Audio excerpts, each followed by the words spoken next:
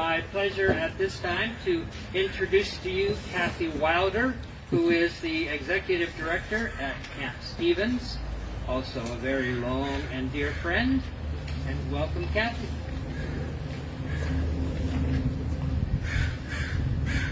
Hello, everyone. Morning. Morning. Good morning. Morning. It's so nice to be here. Oh, thank you. The musical support here is amazing. Thank you.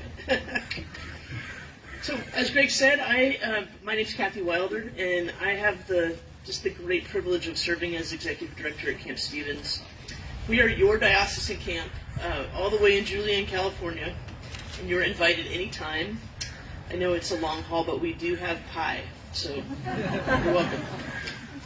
Thank you so much for having me, and a special thanks to Father Greg for having me today on the blessing of plants and seeds. Very appropriate. It's very special for me to be with Greg. He did my counselor training when I was 20 years old in 1996, and he's just been a mentor in my life for a long time. So it's good to see him in his element here. I want to acknowledge, just to start, that Camp Stevens sits on land that was loved by and tended to by and unjustly appropriated from the Kumeyaay people. And today we work every day to acknowledge the injustice of colonization and our role in mending the wounds and relationships of the present. Let me tell you a little bit about myself to start out. I spent some of the best days of my life climbing trees, skinning my knees, and hunting for worms in my backyard. These days typically ended with my mom trying to get the dirt out from under my fingernails to be presentable for activities like church or other family events, non-wild gatherings of people. And looking back, I suppose my vocational calling makes sense in that way. In college, I went on to lead Outward Bound trips and participated in many spring break trips. One year we went to the Great Smoky Mountains in Kentucky for a 7-day backpacking trip. That went a little weird. Our distance planning was off by under about 12 miles, and we all got food poisoning, and I stubbed my toe halfway through and broke it. Needless to say, I learned a lot from this experience. The first was double-checking your source of information is not a waste of time. I was in fact not immortal or immune to injury or illness. I'm still learning that today.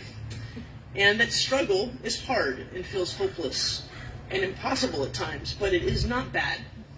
Struggle built up our courage and brought us closer together and galvanized many of those relationships to this day. Now, these are the learnings of a college freshman, and I had the great privilege of time and space to plant the seeds of this experience so a new mindset could be born and I could grow from what I learned.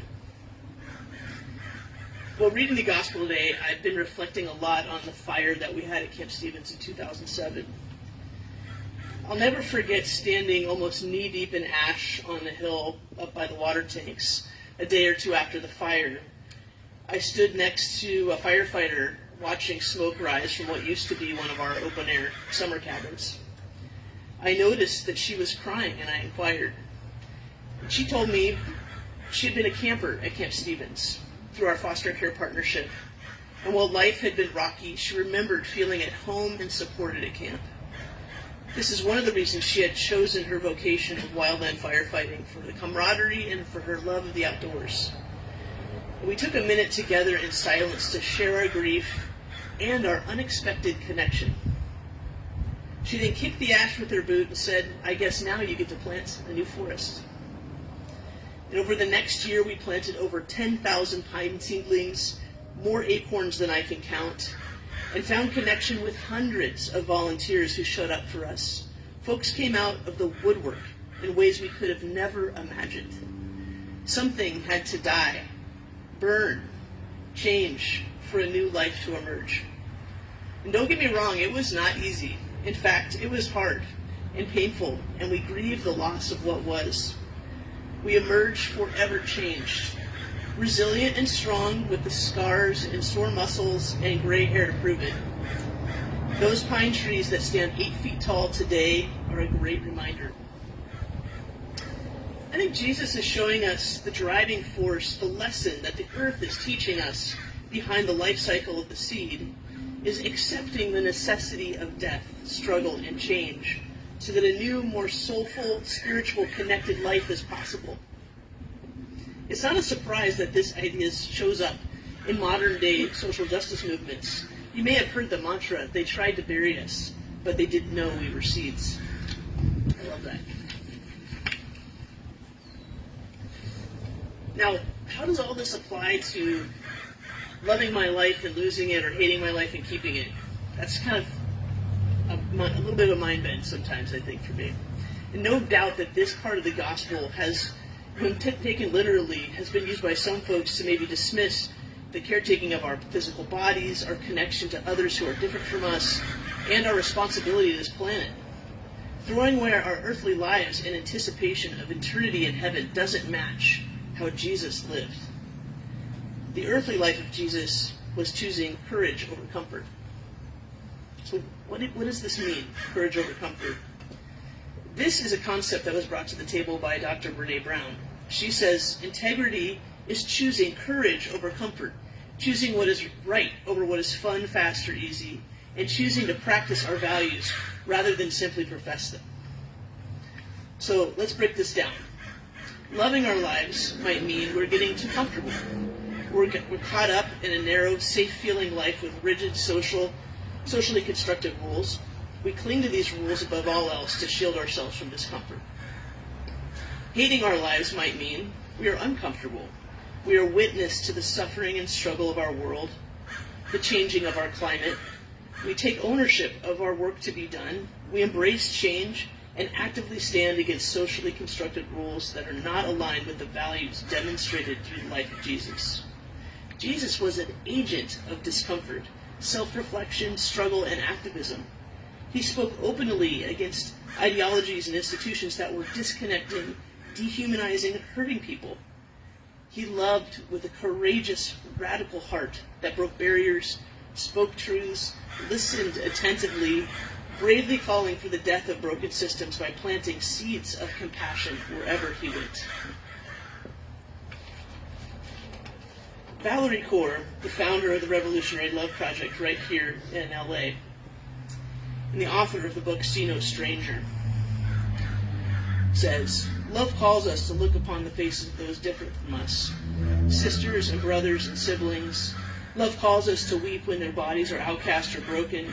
Love calls us to speak when our voices tremble, and stand even when the world spins out of control. They stay even when it's scary and hard. Love makes us brave." So, on the first day of summer camp, I take the new parents around, and I show them the dining hall, and I show them the pool and where the kids sleep, and I talk about our gender-inclusive facilities. And when I start talking about that, I say, because we're an Episcopal camp, we want this to be a place where all kids feel safe and seen and loved. And funny enough, when I say because we're an Episcopal camp, there's a little bit of a pause, and I can see on their faces that they think I'm going to say something like, the kids are going to have to go to confession every day. A lot of our campers aren't Episcopalians, so they don't know. They don't know about us. So they're relieved when I say the second part, and then they're a little confused. And I almost never get any deep inquiring questions about the policies that we have and the facilities that we put together for kids to make sure that everyone is welcome. But I do get a lot of questions about the Episcopal Church. And that makes me know and believe and think that it is our job to share that message. So I believe that we are all called to be brave. We are called as Episcopalians, we're called as St. Columba, the Diocese of LA, Camp Stevens, to move out into our community, to speak the message of building a community that is openness, built on openness and connection. And I know that together we can build a new forest where everyone belongs, and we can be brave together. And I look forward to planting those seeds with all of you. Grace and peace be with all of you.